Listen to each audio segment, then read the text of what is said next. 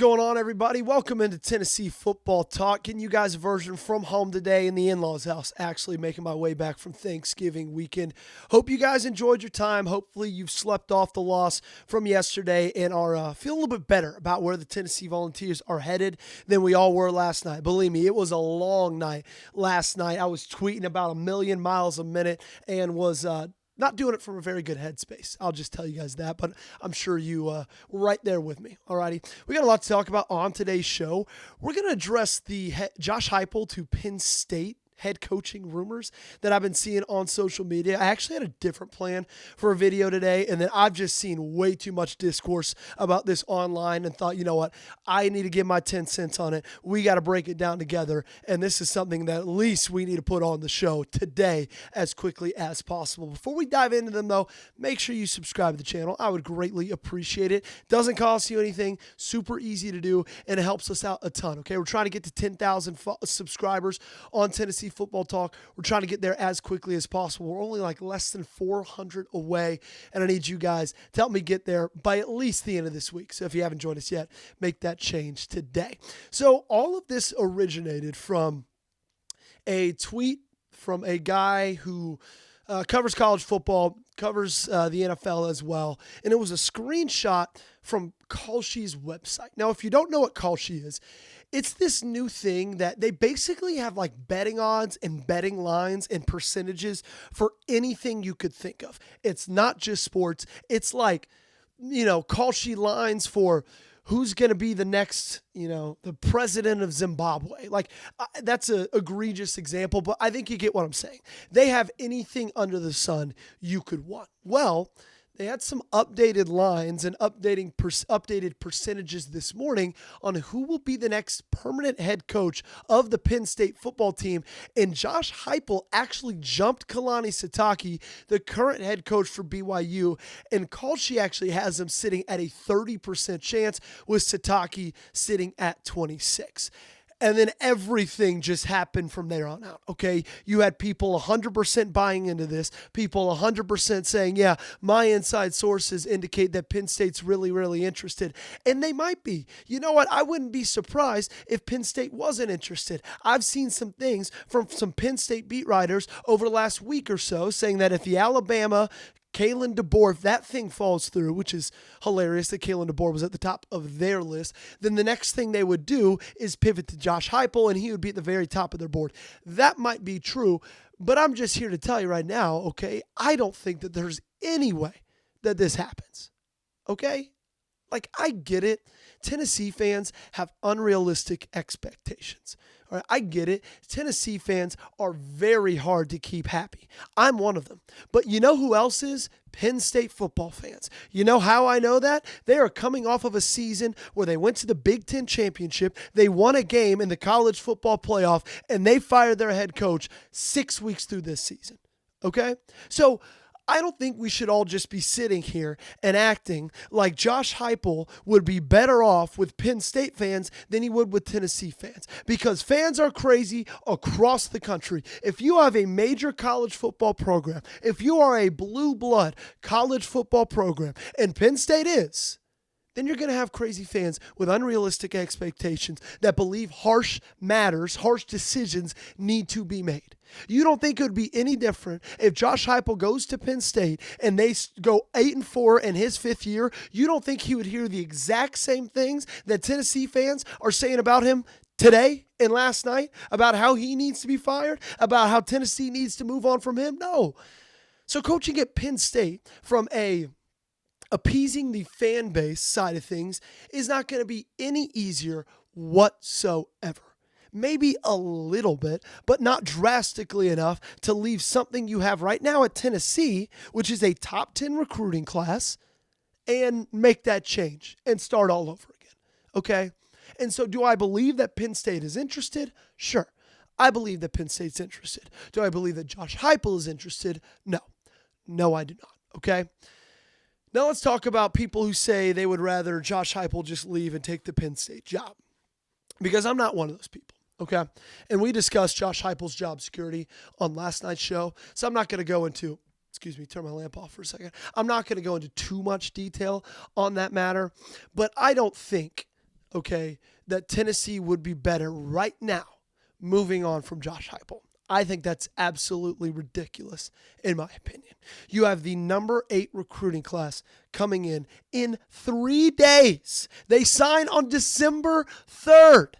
You got a 5-star quarterback, a 5-star wide receiver, a 5-star offensive tackle. You don't think that they wouldn't follow Josh Heupel just to go wherever he goes next after that?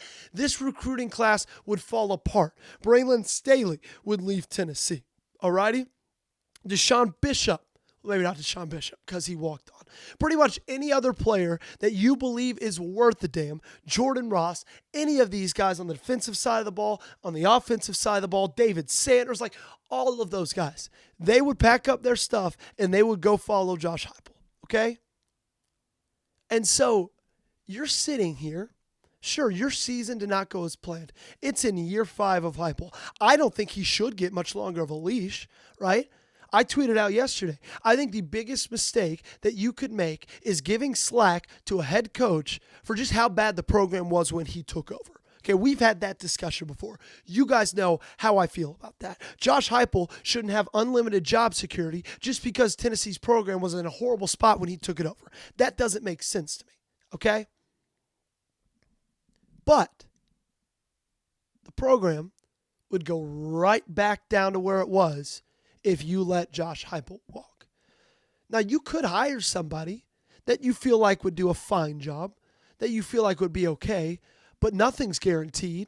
Nothing's known. Everything would be a massive risk. And right now, you know what you've got. And you know what you got? An 8-4 season with the 8th best recruiting class in the nation coming in. Now, I said it last night, and I'll say it again. If Josh Heupel does not make changes this offseason, and he loses his job in 2 to 3 years, we will look back to December of 2025 and say, oh, if he only made those changes then, this probably wouldn't have happened. Okay? So if he doesn't move on from Tim Banks or, excuse me, William Inge or Willie Martinez, and just runs it back with the same defensive coaching staff, in 2 years, if he loses his job, we'll look back to this moment and say, that's why not. If he continues to be really, really, really, hard-headed and stubborn about 100% losing control of the play calling and 100% just being in charge of being a game manager, then we'll look back to this point and say that's the reason why. We got a lot more to talk about on today's show, but if you guys have not yet, make sure, and I'll put the picture right here, go to chatsports.com/UT Black Hoodie to get this black hoodie for an unbelievable deal. $25 off. Guys, December's tomorrow. Christmas is right around the corner. So if you need a present for your dad, your brother, your cousin, your uncle, your son, your wife, your mom, anybody, okay?